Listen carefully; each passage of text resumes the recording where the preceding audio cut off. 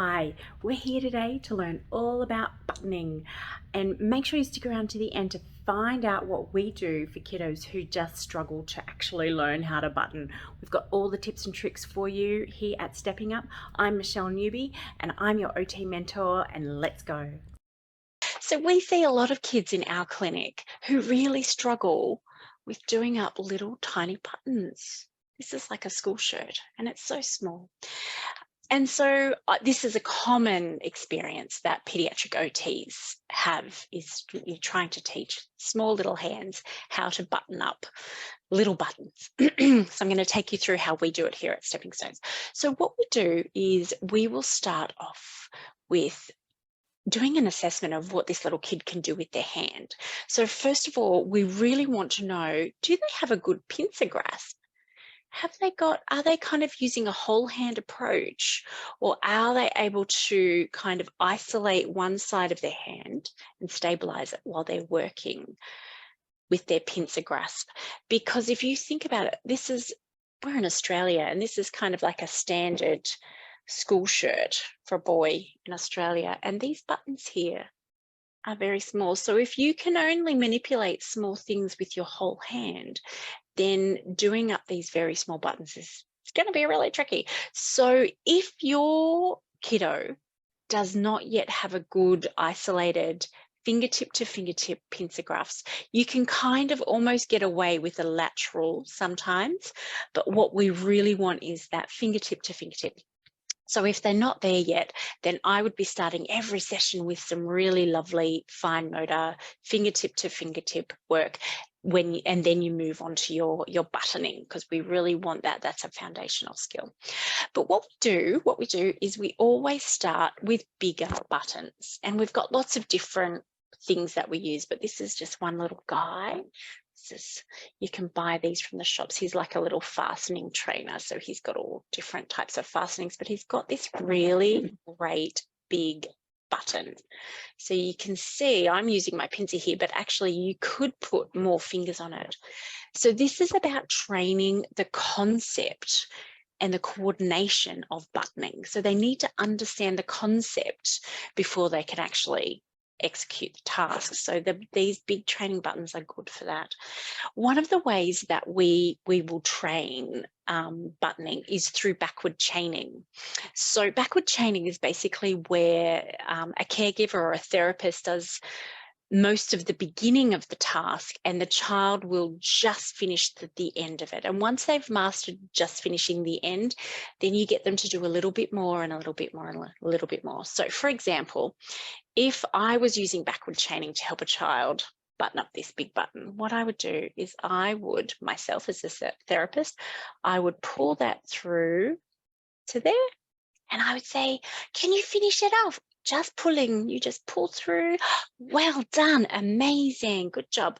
So they're learning the feeling, and they're learning the concept of pulling it through, and then they get that feeling of success because they actually completed the task. So as their competence develops, then as the therapist, what you're doing is you might just put it through like that, say, oh, can you pull it through now?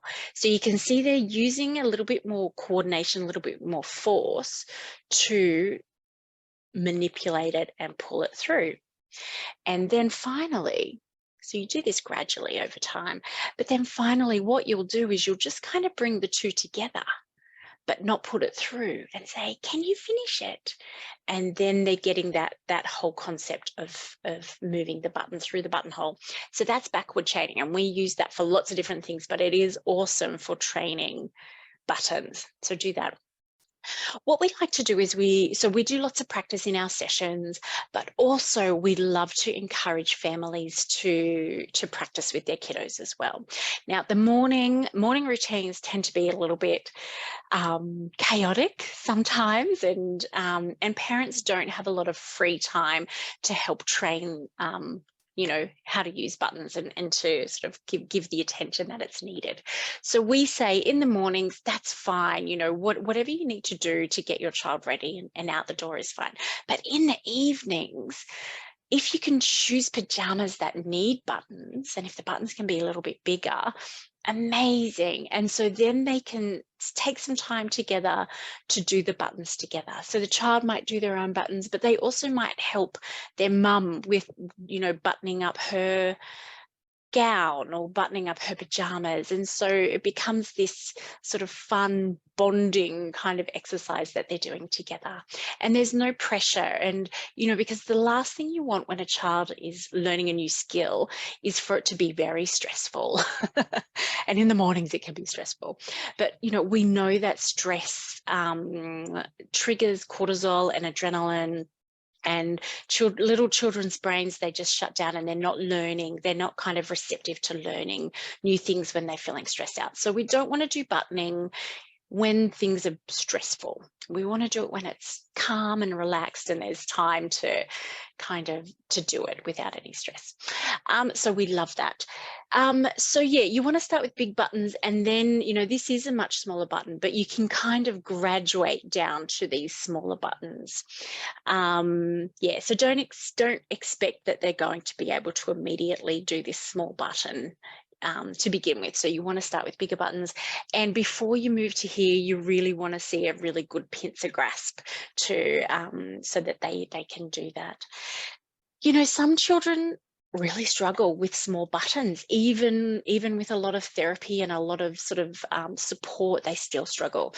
So we will use a button hook for those kiddos. So it's got this lovely sort of built up handle, and the way the button hook works is they just have to thread the button hook through the hole, catch the button and pull it through, and it's much easier. So we don't want to jump to this too quickly at all. So this is like this teaching children buttons is kind of like what we want to do, because we want them to learn that skill and not be dependent on something else to help them with that.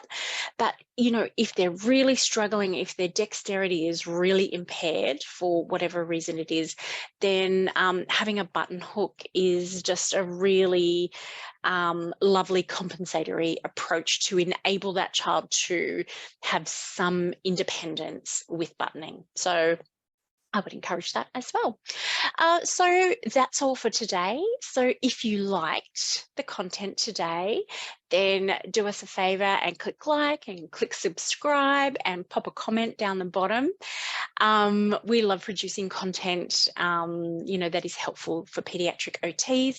So if you've got ideas of other topics you'd like us to cover, then just jot it down in the comments section, and we'll try and meet your needs. Yeah, so thank you so much, and we'll see you again next time.